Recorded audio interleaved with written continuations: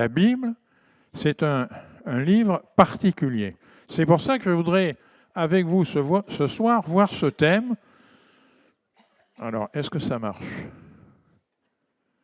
Ça va marcher.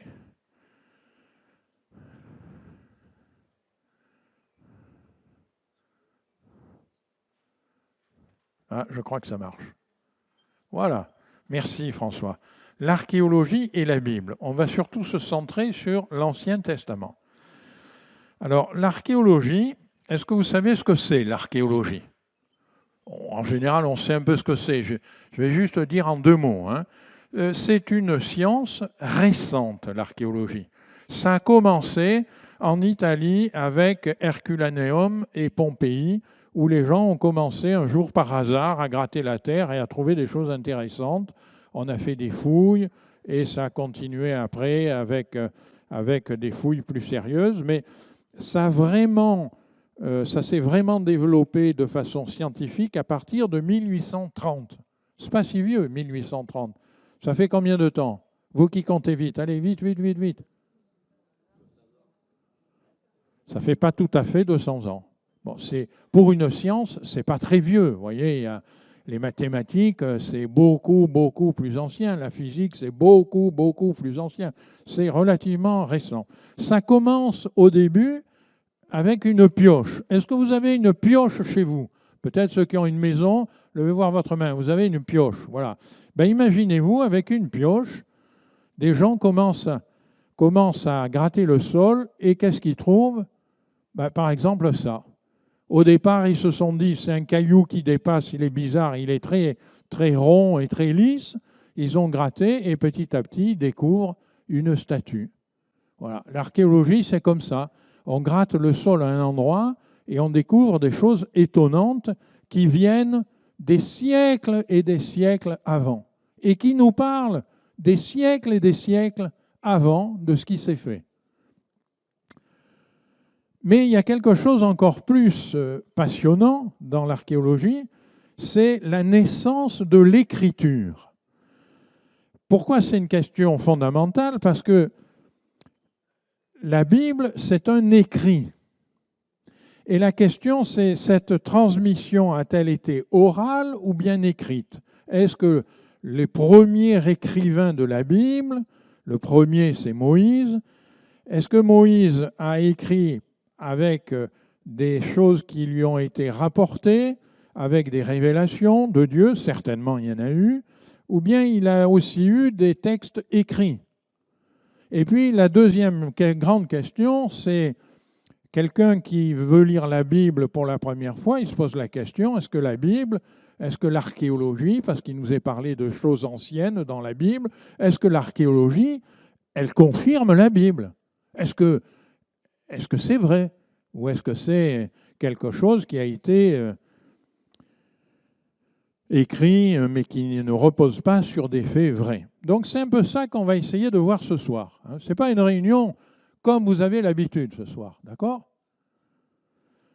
Alors, première des choses, l'archéologie, elle découvre une écriture très ancienne, vraisemblablement avant le déluge. Vous savez que dans la Bible, il nous est parlé du déluge. On ne sait pas très bien quand est-ce qu'il a eu lieu, mais on pense que l'écriture que je vais vous montrer date d'avant le déluge. Alors on peut dire, oui, mais l'écriture d'avant le déluge, comment elle est parvenue jusqu'à nous? C'est là où je dis, je dirais là, ce que Dieu a fait, l'intelligence que Dieu a donnée aux hommes, elle est extraordinaire parce qu'aujourd'hui, on découvre des écritures qui ont été écrites il y a 3300 ans avant Jésus-Christ. Ça veut donc dire, par rapport à nous, 5300 ans avant. Alors vous allez dire, oui, mais ce n'est pas vraiment de l'écriture, c'est ce qu'on appelle une écriture pictographique, une succession de dessins. Et on peut se dire, dans ces dessins, est-ce que c'est vraiment une écriture ou est-ce que c'est des gens qui faisaient des dessins parce qu'ils avaient envie de dessiner un triangle, un rectangle, mettre 3 points, des cheveux, enfin voilà. Est-ce que dans le pictogramme, est-ce qu'il y a de l'information? Ben, il y en a tellement de l'information que, encore aujourd'hui, on utilise des pictogrammes. Et vous utilisez des pictogrammes. Presque, j'allais dire, presque quotidiennement dans votre vie, vous utilisez des pictogrammes. Oui, alors j'ai oublié de dire que j'ai un handicap ce soir, parce qu'il y en a qui ont déjà entendu une partie de ce que je vais dire, donc il faut que je les motive. Hein. Alors, un exemple de pictogramme que vous utilisez, hein, sens interdit, c'est un pictogramme. C'est un dessin bizarre avec un rond, une partie rouge et un trait au milieu blanc. Bon, je pense que si on avait présenté un sens interdit il y a 3300 ans aux gens, ils auraient dit qu'est-ce que c'est que ce truc? Parce que ce n'était pas dans leurs habitudes à eux. Mais aujourd'hui, si vous réfléchissez, un sens interdit, c'est une notion très abstraite. C'est abstrait. Le sens, qu'est-ce que c'est le sens? C'est le sens de mon déplacement. Ce n'est pas une direction particulière. Pas... Mais quand il y a ce panneau, ça veut dire derrière, tu n'as pas le droit d'y aller. Vous voyez qu'un pictogramme, ça contient de l'information, et de l'information pas si évidente que ça. Le deuxième, qu'est-ce que c'est le deuxième? Ceux qui étaient là hier, vous ne répondrez pas, hein, bien sûr. Le deuxième, qu'est-ce que ça veut dire? Si quelqu'un sait, il lève la main. Une douche, mais c'est quoi? Juste une douche? Ouais, mais il est bleu, hein.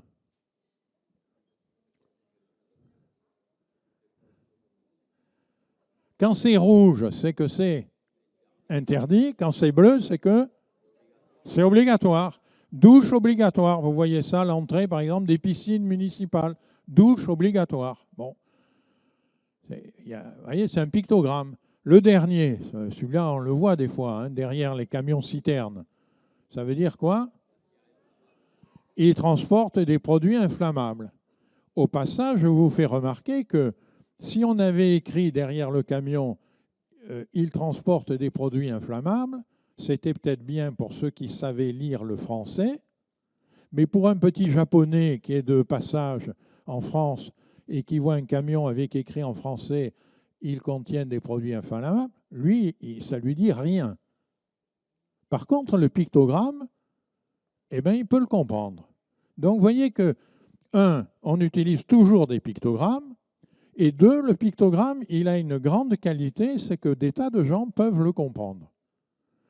Donc, il y a 3300 ans, ce qui est marqué là, alors, c'est une tablette qui est en granit et vous pouvez la voir sous une vitre pour pas que les gens la touchent, mais vous pouvez la voir au British Museum 3300 ans avant Jésus-Christ. Voilà. Donc, les gens commençaient à écrire. C'est pas mal quand même. Hein?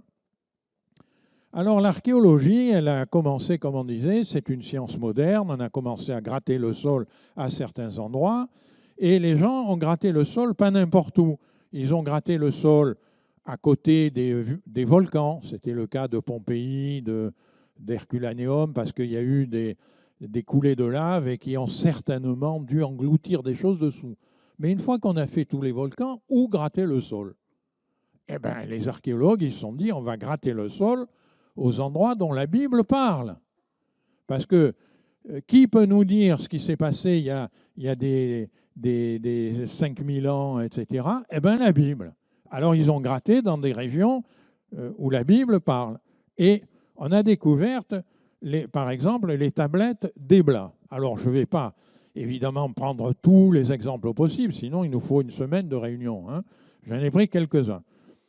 En 1978, un archéologue découvre la cité d'Ebla, qui est près de Charan. Alors, ceux qui ont déjà lu la Bible, Charan, ça leur parle. C'est où Charan? Pourquoi Charan, c'est une ville particulière? Charan, quels sont ceux qui se rappellent dans la Bible? Il est parlé de Charan. Ah oui, Abraham, quand il est parti de Ur avec son père, il est allé à Charan. Donc, il est allé à côté de la ville d'Ebla. Alors, dans cette ville, on a trouvé des archives qui datent du 3e millénaire, c'est-à-dire moins 3000 ans avant Jésus-Christ, et on a trouvé plus de 15 000 tablettes écrites en cunéiforme. Oui, parce que vous avez peut-être une tablette sur laquelle vous appuyez pour voir ce que vous avez. Mais eux aussi, ils avaient des tablettes. Ils n'avaient pas l'électricité, mais ils avaient des tablettes, ils en avaient beaucoup, 15 000. Et ils écrivaient comme la photo là nous le montre. C'est ce qu'on appelle une écriture cunéiforme, parce que vous discernez qu'il y a des lignes. Et donc sur les lignes, on écrit en utilisant un coin, c'est de là que ça vient le mot cunéiforme, et suivant le nombre de coins, l'orientation, ça veut dire quelque chose, ça veut dire autre chose. Alors évidemment, pour nous, on ne sait pas lire ça, mais les archéologues ont appris à lire ça. Donc 15 000 tablettes qui parlent de tout, qui parlent des mathématiques, qui parlent de la vie sociale, qui parlent de l'économie de la ville, qui parlent de plein de choses. Et notamment, dans ces tablettes, on a trouvé que des tablettes parlent des villes de Damas, de Gaza, et puis des villes qui sont citées dans la Bible, Sodome et Gomorrhe. Ah, c'est pas rien de retrouver la trace de ces villes dans l'archéologie. Donc Sodome et Gomorrhe, ce n'est pas une invention de la Bible, c'est des villes qui ont existé et qui étaient connues des gens de Hébla. On trouve sur ces tablettes des noms qui étaient des noms connus à cette époque. Abraham, Ésaü, Saul. Alors, est-ce que les Abraham dont il est parlé, c'est celui de la Bible? On ne sait pas. Mais en tout cas, il y avait des gens qui s'appelaient Abraham. Et peut-être c'est celui de la Bible, peut-être c'est pas celui de la Bible, mais c'était un nom qui était connu à l'époque, Abraham. Voilà. L'écriture au cours du temps, c'est le témoignage par excellence. Pourquoi je dis ça? Parce que vous avez vu, en grattant le sol, alors vous pouvez essayer, hein, ceux qui ont un jardin, une pioche, gratter le sol, puis vous verrez ce que vous trouvez. Hein. Je ne suis pas sûr que vous trouviez quelque chose, mais bon. Si vous grattez le sol et que vous trouvez une statue, comme on l'a vu tout à l'heure, ça doit être un peu émouvant, quoi, de gratter et trouver une statue comme ça, quoi, hein. Mais la statue, elle vous dit juste qu'il y avait des hommes capables de faire cette statue.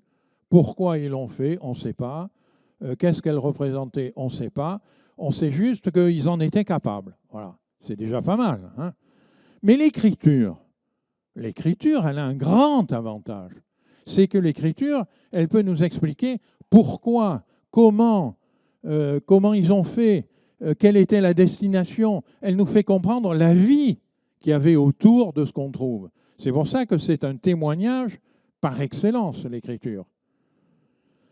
Alors j'ai mis ici 1, 2, 3, parce que c'est des découvertes archéologiques et vous allez voir qu'elles sont sur une échelle de temps. Vous êtes assis? On y va. Voilà l'échelle des temps. Ça commence à l'extrême gauche pour vous, c'est le déluge. Quand est-ce qu'il a eu lieu exactement? On ne sait pas. La Bible ne le dit pas. Il y a des archéologues qui ont trouvé des choses, qui disent là, vraisemblablement, il y a eu un déluge, etc. Est-ce que le déluge a été sur toute la terre ou que sur une partie en Mésopotamie? On ne sait pas. Ce qu'on sait, c'est qu'à partir de 2000, moins de 2000, l'homme sait écrire. Ça, c'était quand même étonnant. Alors, moins de 2000, vous voyez, 1750, 1800, c'est Joseph dans la Bible. 1400, c'est Moïse. Je l'ai encadré, Moïse, parce que vous allez voir que tout à l'heure, du temps de Moïse, il se passe quelque chose de très, très particulier relatif à l'écriture. Moins 1000, c'est David. Moins 600 de l'ordre de 400, 350, c'est la déportation de Babylone. Et 0, c'est la naissance de Jésus. Ça, c'est notre calendrier. Remarquez que sur la Lune, il y a une date qui se réfère à la naissance de Jésus. C'est intéressant, quoi. Même sur la Lune, hein. Voilà. Alors, qu'est-ce qui s'est passé? On a trouvé dans une ville qui s'appelle Ur, qui est pas loin de Babylone. Ur, ça vous parle, Ur? Qu'est-ce qu'il y avait à Ur? Il y avait Abraham. Abraham, il est parti de Ur et il est allé à Charan, à côté de Hébla, où on a trouvé 15 000 tablettes. Donc, il y avait on a trouvé des tablettes à Ur, elles sont au British Museum, et elles montrent que les hommes savaient écrire en pictogramme, pardon, là je me suis trompé, en pictogramme, pas pictographe, en pictogramme, puis en hiéroglyphe, puis en démonique. Le démonique, c'est des hiéroglyphes qui deviennent un peu cursifs. Voilà. Et on sait donc que exactement en 2000, moins 2100, les hommes à Ur savaient écrire. Puis on a continué, l'archéologie a continué. On s'est aperçu que du côté de l'Empire perse, on savait écrire en cunéiforme, ce que je vous ai montré tout à l'heure, là, avec des coins. Et on a une preuve flagrante, parce qu'on a découvert aux alentours de moins 1800 une stèle qui est un énorme bloc de granit que vous pouvez voir et même toucher. Pourquoi? Parce qu'il est au musée du Louvre. Quand moi j'étais en région parisienne, j'amenais mon église au musée du Louvre. On choisissait les jours où c'était gratuit. Alors c'est assez impressionnant. C'est une stèle qui fait, je ne sais pas, 2 mètres de haut, là, en granit, elle est énorme. Elle est écrite sur les 4 côtés. Il y a 4000 lignes écrites en cunéiforme. On croirait que c'est une machine à écrire qui a fait ça. C'est dans le granit. C'était l'empire d'un empereur qui s'est appelé Hammurabi. C'est le code d'Hammurabi. Et ce code, il a été déchiffré par les archéologues. Et il y a quelques traductions qui sont données au public. Et vous êtes impressionné quand vous êtes là de lire les passages qu'ils ont traduits pour vous, quoi. Du style, si un médecin va auprès d'un malade, que le malade est riche, il paiera le médecin s'il est guéri. Ils n'étaient pas si bêtes que ça, hein, s'il est guéri. S'il est un bourgeois, il paiera un peu le médecin s'il est guéri. Et si c'est un pauvre et qu'il est guéri, eh bien, il ne paiera pas le médecin. Ils avaient déjà inventé la Sécu, hein. Donc nous, on croit qu'on a tout inventé, mais c'est faux, hein. Alors cette stèle, elle est visible au musée du Louvre, et c'était le code d'Hammurabi, tout ce qui était la loi dans le royaume d'Hammurabi du côté de Babylone. Et puis enfin, on a trouvé alors un sphinx, cette fois-ci, avec des écritures alphanumériques vers l'an moins 1750. Et lui, ce sphinx a été découvert dans le sud du Sinaï. Ça vous dit quelque chose, le Sinaï? Est-ce qu'il y a des gens qui ont passé longtemps dans le Sinaï? 40 ans. Pour apprendre une langue, 40 ans, c'est pas mal quand même, hein. Nous, on a appris en moins. Donc voilà, ces langues étaient parlées à ces époques-là. Et à l'époque de Moïse, on revient à Moïse, puisque j'ai encadré Moïse. Moïse, il a une particularité. Vous savez, la vie de Moïse, c'est simple à se rappeler, hein. C'est 3 périodes. Première période, il est où? Il est au palais de Pharaon en Égypte. Il est prince d'Égypte. Il a accès à tout. Dans le palais de Pharaon, c'est le summum de l'intelligence de l'époque. Il y a des arts, il y a des mathématiques, il y a tout, quoi. Aujourd'hui, on dirait c'est polytechnique, hein. Voilà. Et il est dans le vert. Il est en Égypte, à l'endroit où on sait écrire, depuis fort longtemps déjà, on sait écrire. Et lui, il est là et il sait écrire, et il sait lire. Et il sait lire tout ce qui a été écrit avant. Mais après, la vie de Moïse, elle se divise en 3 périodes. Après cette période-là, il repasse 40 ans. Et où est-ce qu'il les repasse?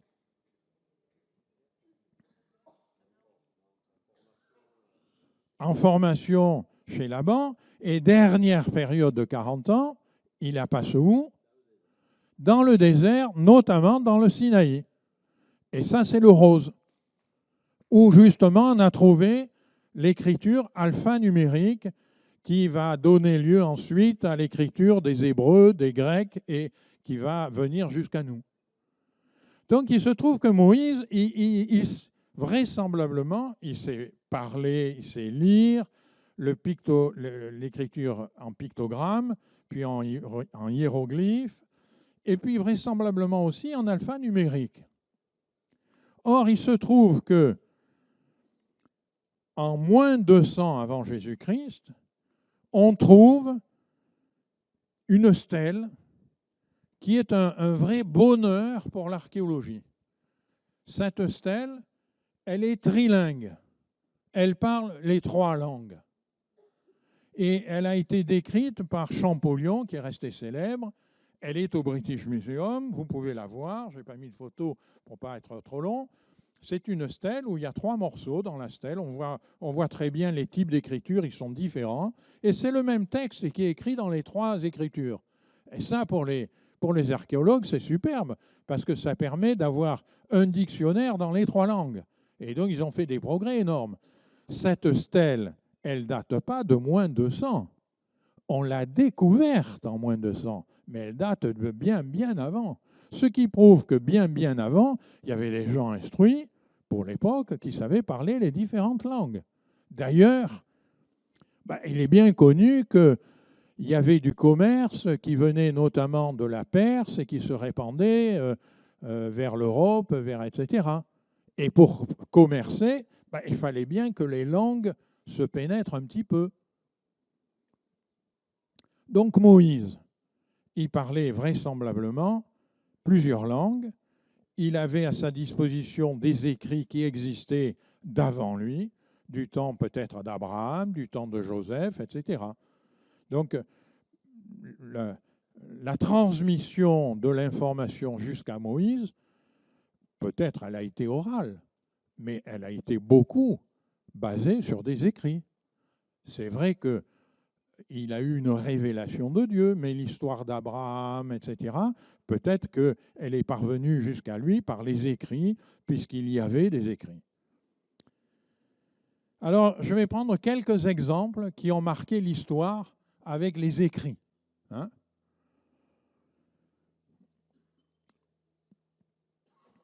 On va reprendre ce qu'on a vu tout à l'heure. En haut, je pensais que ça se faisait en 2 fois, mais bon, c'est pas grave. En haut, il y a les personnages de la Bible qu'on connaît bien, et il y a les dates, et en bas, les flèches, ça va être des points d'exemple qu'on va prendre ensemble. On a parlé de Ur.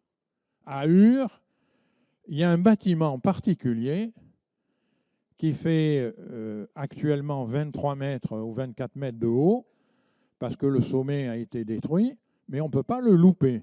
Ça s'appelle le ziggurat d'Ur. On va voir ce que c'est. Et puis après, on va voir on va avancer dans cette chronologie.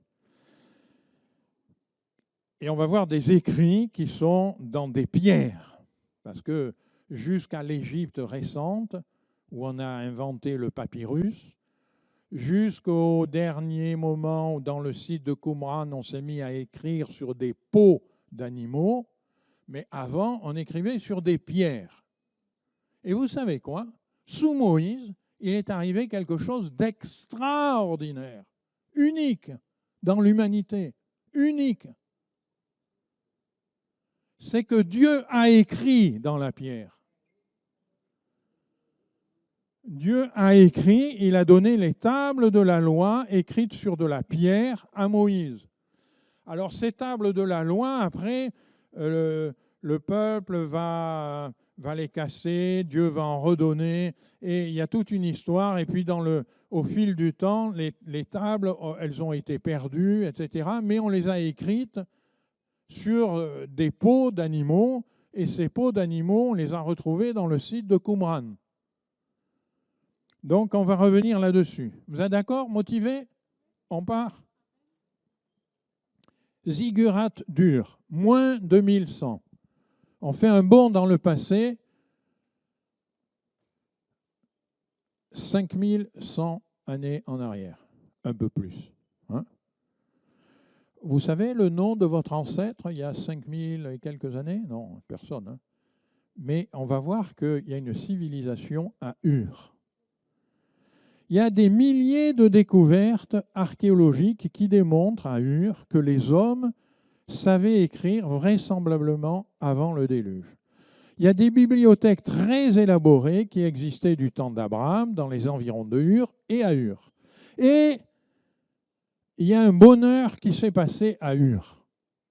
Ur était une ville très développée et dans Ur, il y avait des bibliothèques. Ah, les bibliothèques n'étaient pas comme de nos jours, ce n'étaient pas des bouquins, c'était des tablettes d'argile.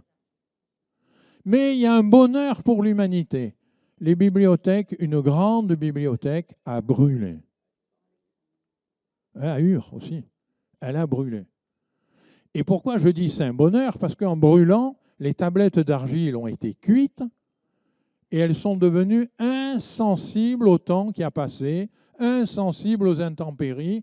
Et quand on les a retrouvées, les archéologues ont retrouvé, ils ont pu retrouver des rapports financiers, des rapports de la société, des rapports de comment les rédactions d'étudiants qui allaient à l'école. Je les ai vus au musée du Louvre à Paris. C'est exposé dans des vitrines et vous avez des choses étonnantes où il y a par exemple les tables de fractions. Combien ça fait 4 divisé par 5? Vous voyez, on ne sait pas très bien répondre. Donc ils avaient une table en argile, 4 divisé par 5 égale 0, non.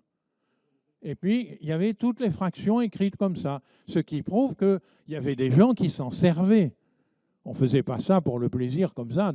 Donc, il y avait toute une civilisation développée, il y avait de la littérature, il y avait de la poésie, il y avait des mathématiques, il y avait des sciences, et on a retrouvé toutes sortes de tablettes qui en disent long sur la vie sociale qui existait à Ur. Et donc le ziggurat d'Ur, il nous montre aussi que les Hébreux ont su écrire très tôt en syllabique. Voilà le ziggurat de Ur.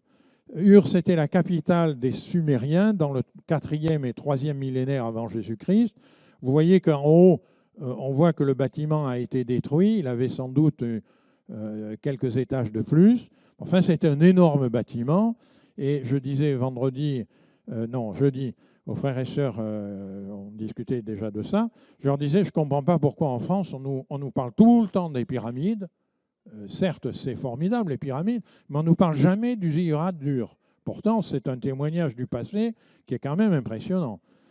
Donc, tout ça pour vous dire que la Bible dit dans la Genèse que Térak prit Abraham, qui est devenu Abraham, ils sortirent ensemble d'Ur en Chaldée pour aller dans le pays de Canaan. Donc, Abraham était un homme qui vivait dans une ville développée, avec de la connaissance, avec des bibliothèques, avec des échanges commerciaux, avec des sciences. C'était un homme qui vivait dans une ville et qui était établi dans une ville. Et tout d'un coup, Dieu va dire à Abraham, quitte tout ça et pars là où je te montrerai. Et là, il part en nomade et il laisse cette ville. Vous voyez, on comprend mieux la foi qu'il a fallu à Abraham pour quitter tout ça. C'est comme si vous, installez chez vous, dans votre confort, dans votre vie, tout d'un coup, Dieu vous dit, laisse tout ça et pars au fin fond d'un pays que tu ne connais pas, dont je ne te montre pas encore où c'est, mais laisse-toi conduire. Voilà. Ce n'est pas pareil que s'il avait été un nomade déjà et que Dieu lui dise, là, il devait laisser tout. Hein. Mais c'est ce qu'il a fait. Le texte biblique nous dit qu'il a tout laissé et qu'il est parti. Ziggurat d'Ur. Où j'en suis? J'en suis là. On va avancer un peu dans le temps. en moins 1850. On a fait un grand bond, hein, moins 1850. Alors, il y a de nombreux rapports écrits sur des tablettes d'argile qui ont été retrouvées et qui confirment les descriptions des contextes bibliques. C'est-à-dire, par exemple, on va en voir un, c'est l'exemple d'un personnage qui s'appelle Sinué, qui est un Égyptien qui a vécu en moins 1850 et qui décrit le pays de Canaan comme suit. Alors c'est une histoire compliquée, certains disent c'est peut-être un conte, on ne sait pas très bien s'il a existé, mais toujours est-il que c'est un texte qui a été retrouvé à plusieurs exemplaires et qui décrit le pays de Canaan à cette époque-là par donc un Égyptien qui a été dans ce pays de Canaan et qui ensuite revient en Égypte et fait un rapport. Et c'est ce rapport qui a été mis à jour. Alors voilà ce qu'il dit. C'était un beau terrain. On y trouvait des figues et du raisin. Son miel était abondant, son huile aussi. Il y avait aussi du blé et de l'orge. Ma nourriture quotidienne se composait de pain et de vin, de viande cuite. J'avais aussi du lait. Et que dit la Bible de cette même époque? De cette même époque en Canaan, qu'est-ce qu'elle dit? Nous sommes allés dans le pays où tu nous as envoyés, à la vérité. C'est un pays où coule le lait et le miel, et en voici les fruits. Et on sait qu'ils devaient se mettre à deux pour transporter une grappe de raisin, tellement c'était énorme. Donc on voit que le contexte que l'archéologie nous apprend, il confirme complètement le contexte que la Bible déclare. C'est-à-dire que la Bible, quand elle dit « nous sommes allés dans le pays où tu nous as envoyés à la vérité, c'est un pays où coule le lait et le miel », ce n'est pas une phrase en l'air, ce n'est pas quelque chose de poétique, c'est parce que c'est vrai. C'est un pays où il y avait une richesse exceptionnelle. Et l'archéologie le confirme. Intéressant. On continue. Moïse, on a dit, Moïse, il va se passer quelque chose d'extraordinaire. Moïse, comme on a vu, il est élevé dans le palais de Pharaon. Une troisième partie de sa vie, il est dans la partie du Sinaï où justement on commence à avoir de l'écriture alphanumérique. Et il se passe quelque chose d'exceptionnel sous Moïse. C'est que jusque-là, les hommes, ils ont écrit dans la pierre, et sous Moïse, c'est Dieu qui écrit. Et où est-ce qu'il écrit? Dans la pierre. Parce qu'à cette époque-là, c'est tout ce que les hommes avaient l'habitude d'utiliser. Et donc, en moins 1350, à peu près 1400, la révélation de Dieu est écrite. Chers amis et frères et sœurs, j'attire votre importance sur l'importance de ce qui est écrit. On va le revoir. Il nous est dit, les tables étaient l'ouvrage de Dieu et l'écriture était l'écriture de Dieu. Dieu va donner les tables de la loi, les 10 commandements, qui vont guider le peuple d'Israël pendant des centaines et des centaines d'années. L'importance de l'écriture, elle est reprise par Jésus lui-même. Jésus dira, l'homme ne vivra pas de pain, de pain seulement, et il dira, il est écrit. Jésus va toujours se référer à ce qui est écrit. Lorsqu'il va être tenté par le diable, il va dire, le diable va le tenter par 3 fois, et par 3 fois, il va répondre, il est écrit. Mes chers amis et mes frères et sœurs, notre foi, elle ne doit pas être basée sur des sentiments, sur des impressions, sur des expériences personnelles. Elle doit être basée sur ce qui est écrit. Dieu a pris la peine d'écrire.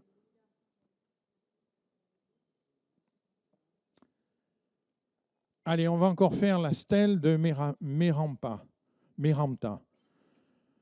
C'est une stèle qui se trouve je ne sais plus si c'est au musée du Caire, au British Museum, on va le voir. Elle date de, vous voyez, Dieu écrit les tables de la loi vers 1350, la stèle de Mérampat, Mérenptah, c'est un pharaon en Égypte, du nom, qui va écrire sous son règne, on écrit sur une stèle les victoires des Égyptiens. Et sur cette stèle, il est écrit et il est nommé Israël. Ça veut dire qu'en moins 1200, la stèle dit il y a un peuple nomade qui s'appelle Israël. Waouh, c'est pas la Bible qui le dit, c'est l'archéologie qui le dit. Alors, si vous savez le lire, allez-y. Hein.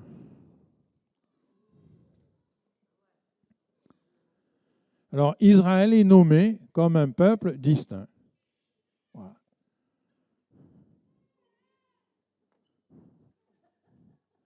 Il y en a qui ont du mal? Alors, j'ai pris un passage, je ne vous garantis pas que c'est écrit là. Hein. J'ai pris un passage que j'ai grossi pour que vous voyez l'écriture, parce que sinon... Mais par contre, on va voir la stèle. Elle est au musée du Caire, voilà. Elle fait 3,20 m de haut, 1,60 m de large. Je ne sais pas si vous voyez au fond, ce qui est au fond, mais il y a en haut les dessins de personnages, et puis au pied de ces personnages, à partir de là, c'est écrit tout petit, jusqu'en bas, dans une pierre dure qui a traversé le temps. Alors il y a un moment donné, sur cette pierre, où on lit ceci. Alors, les archéologues l'ont traduit. Et l'ont traduit par ce qui est écrit au-dessus. Israël est dévasté, sa semence n'est plus. Bon, c'est ce qui est écrit en dessous en hiéroglyphes. Hein. Alors, pour nous, c'est un peu difficile, mais pour les archéologues, ils ont traduit, et voilà ce qu'ils ont traduit. Ce qui m'intéresse, c'est qu'à la même époque, c'est l'époque dans la Bible des juges. C'est la même époque. Et qu'est-ce qu'il est écrit dans le livre des juges? Eh bien, on va le lire et après on fera une petite halte, on chantera un chant, vous mettrez debout, vous crierez de toute votre voix pour faire sortir votre enthousiasme. Et on recommencera après. Regardez ça c'est la stèle de l'archéologie du pharaon Mérenptah. Voilà ce qui est écrit. Israël est dévasté, sa semence n'est plus. Voilà ce que nous lisons dans les Juges. Quand Israël avait semé, Madian montait avec Amalek et les fils de l'Orient, et il marchait contre lui. Il campait en face de lui. Il détruisait les productions du pays jusque vers Gaza. Il ne laissait en Israël ni vivre, ni brebis, ni bœufs, ni ânes. Mais la stèle de Mérenptah, elle confirme le texte qui est écrit dans les Juges. Israël était dévasté et sa semence n'était plus. Tout avait été rasé. Donc vous voyez que l'archéologie, elle confirme le contexte biblique qui est déclaré dans les Juges. On aurait pu prendre des tas et des tas d'exemples, mais j'ai pris des exemples à chaque fois où il y a une stèle, où il y a quelque chose que vous pouvez voir. Si vous allez au musée du Caire, vous pouvez voir la stèle. C'est un témoignage qui existe. Voilà. À partir d'un certain moment, le trésor d'archéologie, ça va devenir Israël lui-même. Pourquoi? Parce que Dieu va donner cet ordre. Il va dire, donne cet ordre aux enfants d'Israël et dis-leur, quand vous serez entrés dans le pays de Canaan, ce pays deviendra votre héritage, le pays de Canaan, dont voici les limites. Et à partir de ce moment-là, le peuple n'est plus nomade et s'installe en Canaan. Et là, j'allais dire presque que la recherche archéologique change presque de nature. On commence par lire ce qu'il y a dans la Bible pour aller fouiller, pour retrouver ce qu'on veut. C'est la Bible qui conduit l'archéologie et plus l'inverse. Hein. Donc, à partir de cette époque, vers moins 1300, le territoire actuel d'Israël est un trésor d'archéologie biblique. Alors, je vais donner des exemples qui me parlent d'autant plus que moi, j'y suis allé, je l'ai touché. Les photos que vous allez voir, c'est moi qui les ai prises. Donc, si moi, je les ai prises, vous pouvez les prendre pareil. Hein. Bon, aller en Israël actuellement, c'est peut-être un peu délicat, mais bon. Voilà, l'aqueduc d'Ézéchias, moins 800 avant Jésus-Christ. dans le livre des rois, il est dit le reste des actions d'Ézéchias, tous ses exploits, et comment il fit l'étang et l'aqueduc, et amena les eaux dans la ville, cela n'est-il pas écrit dans le livre des chroniques des rois de Juda? Alors il a fait un aqueduc pour amener les eaux dans la ville, parce qu'en fait, à cette époque-là, il était attaqué par les Assyriens, qui venaient avec une très très grande armée, et ils arrivaient, et le temps qu'ils arrivent, à cette époque-là, on n'arrivait pas rapidement, hein, c'était porté par des bœufs, et c'était une armée de 185 000 hommes. Donc ça se voyait de loin, ça dégageait de la poussière, et pendant que l'armée arrivait, les conseillers lui ont dit bouche la source du torrent qui passe juste en dessous de Jérusalem, parce qu'on ne voit pas pourquoi cette armée, quand elle arrive, elle bénéficierait d'eau. Alors c'est ce qu'il a fait, il a bouché. Sauf que pour boucher les sources, il fallait quand même faire vivre Jérusalem. Et donc il a creusé un aqueduc. Alors l'aqueduc, on va y aller.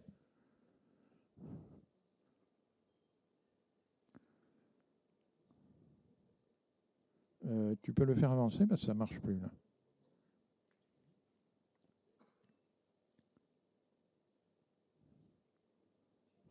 Oui, encore un coup. Ah, ça marche, voilà. Alors là, je vais aller trop vite. L'aqueduc, le voilà. 540 mètres dans une colline de granit. Pas une faille. La largeur, là, c'est mes épaules. La hauteur, c'est de par terre à là. Vous êtes tout le temps... Moi, je suis tout le temps courbé. Toi, ça pourrait aller. Moi, je suis tout le temps courbé. Évidemment, il n'y a pas de lumière. Il faut que vous ayez une lampe de poche. Il vaut mieux que vous ayez des sandales ou des espadrilles parce qu'il y a de l'eau qui coule. Elle est froide. Donc, vous avez les pieds dans l'eau. Et pour arriver au bout, 540 mètres, vous mettez 1 heure. Donc, les tours opérateurs qui vous font visiter Jérusalem ne vous amènent jamais là. Parce que c'est compliqué à gérer un groupe là-dedans. Moi, j'ai amené mon église là-dedans. Quand j'étais en région parisienne, il y avait une sœur qui était claustrophobe. Elle était derrière moi, elle me tenait par derrière, elle me disait « Pasteur, vous ne me lâchez pas, vous ne me lâchez pas. » Je dis « Non, je ne vous lâche pas. » Parce que, bon... Alors, ce qui est intéressant, c'est que, vous voyez, donc c'est tout petit, ça. C'est creusé à travers une colline de granit. Et au milieu, à peu près au milieu du tunnel, là, sur le mur, il y a une inscription écrite en hébreu ancien. Et cette inscription, elle dit « On a tapé et nos pioches ont tapé l'une contre l'autre et l'eau s'est mise à couler. » C'est-à-dire qu'on comprend qu'il y avait des gens qui creusaient des deux côtés et ils se sont retrouvés à un certain moment et leurs pioches ont tapé l'une dans l'autre. Et les guides, quand vous regardez vous savez, les guides écrits, etc., ils disent on ne sait pas comment ils ont fait, c'est un vrai miracle. Parce que traverser une colline, on ne peut pas travailler à plusieurs, il n'y a qu'un homme qui peut travailler, c'est tellement petit qu'à coups de pioche, mais ils l'ont fait et Jérusalem a eu de l'eau. Ça vous montre aussi que l'écriture, en moins 800, les ouvriers qui travaillent là, peut-être le contremaître, je ne sais pas, mais ils savaient écrire. Ce n'était pas le roi qui savait écrire, c'était les gens qui travaillaient là. Ils savaient écrire. Je dis ça parce qu'on a toujours l'impression que ces gens-là étaient ignares, etc. Je ne vous ai pas dit, tout à l'heure, j'ai oublié de le dire, mais en moins 1800, si vous allez au Louvre, vous verrez des badges. Les ouvriers, ils avaient des badges. Des morceaux de pierre où est écrit leur nom, la date d'embauche, leur métier, etc. Il n'y avait pas la bande magnétique, d'accord. Mais le badge, ça existait, n'a rien inventé. Alors on avance dans le temps, moins 550, moins 486, le roi Darius. C'est Darius qui est écrit en perse ancien. Là. Vous voyez qu'on est proche du cunéiforme quand même. Alors le roi Darius, on sait à quoi il ressemblait. Il y a plein de stèles. Si vous avez au palais du Louvre, il y a des stèles de tous les côtés. Vous voyez les chariots, vous voyez tout. Je faisais remarquer à ma femme que les chariots du temps de Darius, ils avaient, et même du temps des Égyptiens, ils avaient des roues qui sont très semblables aux roues, les jantes de nos voitures modernes, les jantes des BMW, là, c'est pareil, quoi. Donc là aussi, on n'a pas inventé grand-chose, hein. Bon. Alors Daniel, lui, il a bien connu Darius, le prophète Daniel. Il nous est dit, Darius trouva bon d'établir sur le royaume 120 satrapes, qui devaient être dans tout le territoire, et il mit à leur tête 3 chefs, au nombre desquels était Daniel. Donc Daniel connaît Darius, il est un des hommes qui travaille, j'allais dire, quotidiennement avec Darius, et il connaît le palais de Darius. Oui, alors le palais, on ne faisait pas dans la dentelle à l'époque, hein. Le palais de Darius faisait 50 000 mètres carrés. Comment on le sait? Ben parce qu'il y a les ruines, c'est facile, hein. 50 000 mètres carrés. Alors, le palais de Darius, il avait des colonnes de 21 mètres de haut. Pour que vous vous rendiez compte, 21 mètres, c'est 8 étages. La colonne. Puis après, il y avait encore le dessus. Donc, vous imaginez le bâtiment que ça représente, hein. Et puis, vous voyez que j'ai mis un petit trait rouge, là. Parce que ce petit morceau de la colonne, vous pouvez le voir, le toucher au musée du Louvre, et j'en ai pris la photo. Et je vous emmène au Louvre.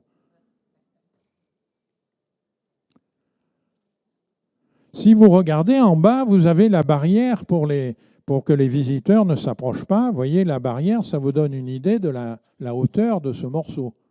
Et ça, c'est le tout petit morceau d'en haut. Alors, le palais de Darius, il en avait 70 de colonnes comme ça. Donc, je vous laisse imaginer. Alors, c'est quand même très impressionnant quand on est là, parce qu'on se dit, je suis en train de voir ce que le prophète Daniel a vu.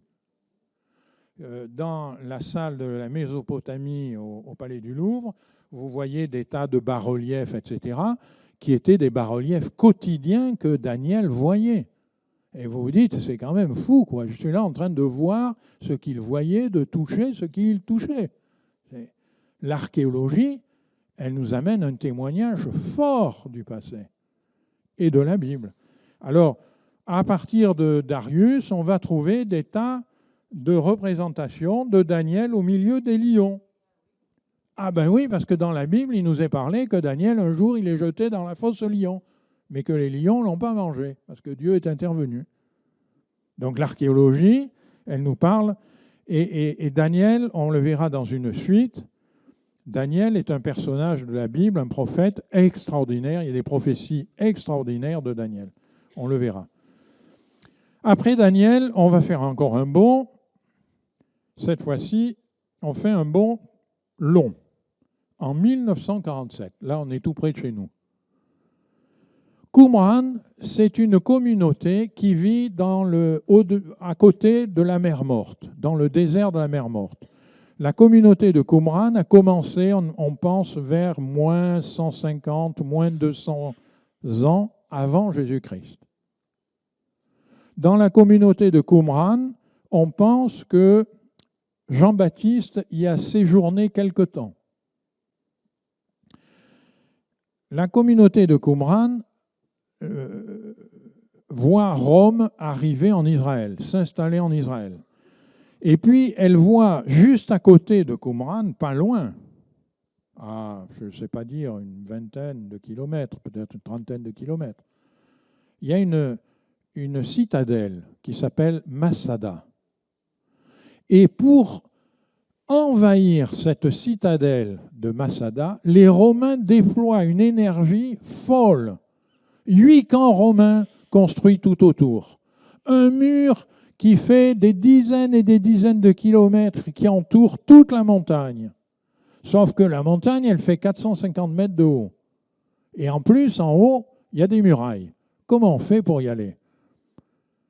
Vous savez, les Romains, rien ne les faisait reculer, hein. On dit que c'est un travail de Romains. Ben, qu'est-ce qu'ils font?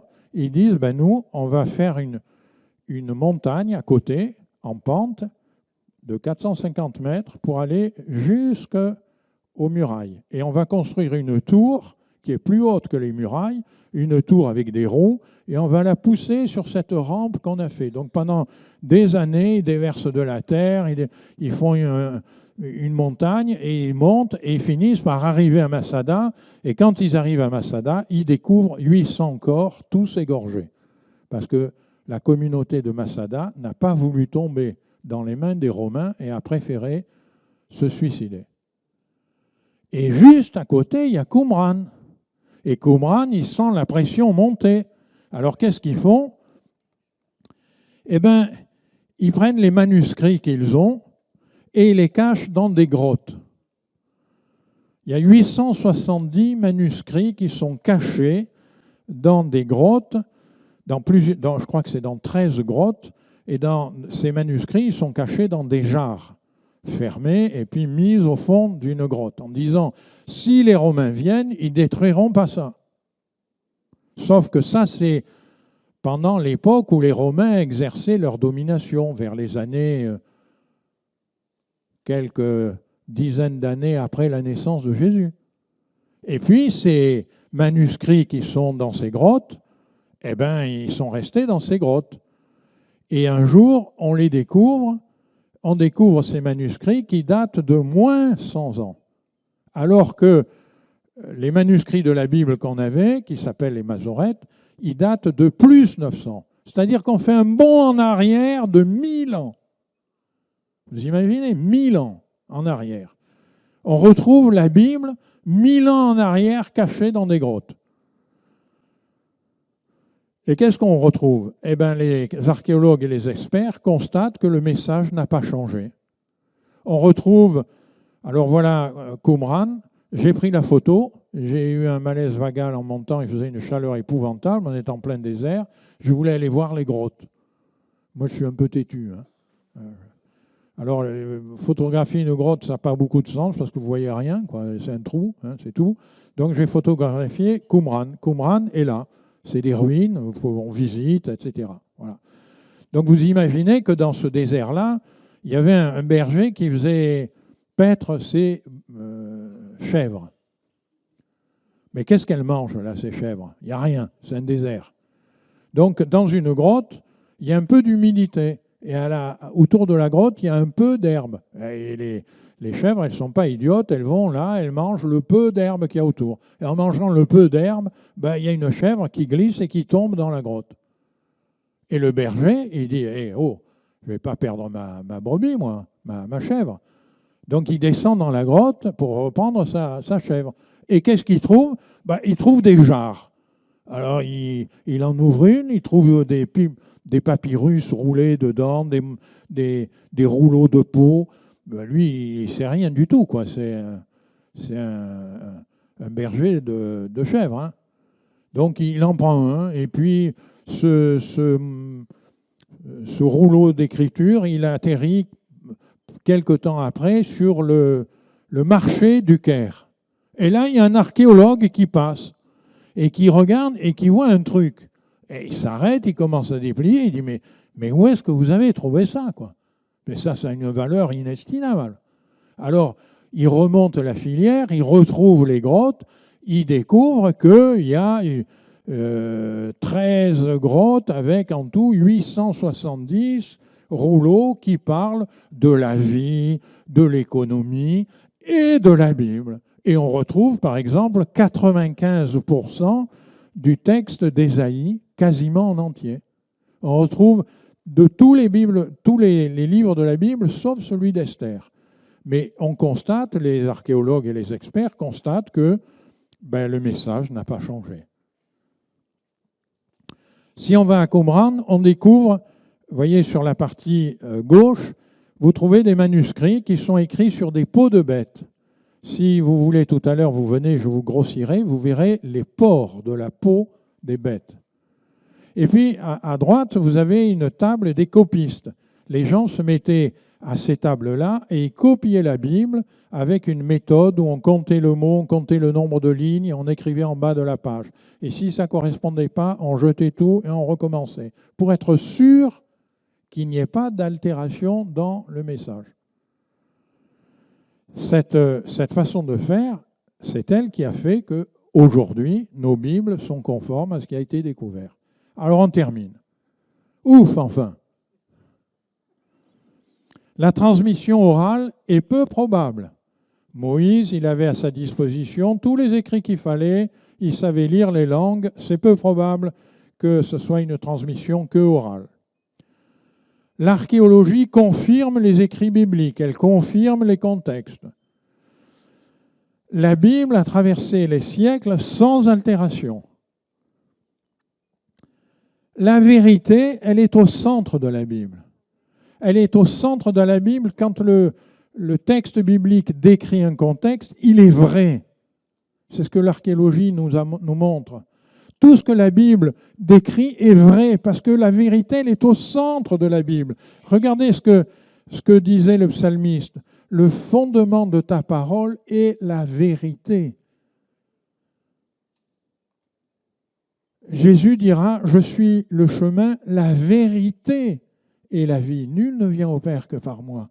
Toute la Bible, que ce soit l'Ancien Testament comme le Nouveau Testament, c'est la vérité qui est dedans. C'est la vérité sur l'homme. Quand vous lisez des choses, vous vous dites, mais cet homme-là, tiens, il est rentré en lui-même, il s'est dit, mais j'ai péché, il faut peut-être que je retourne voir mon Père. Mais c'est la vérité sur l'homme.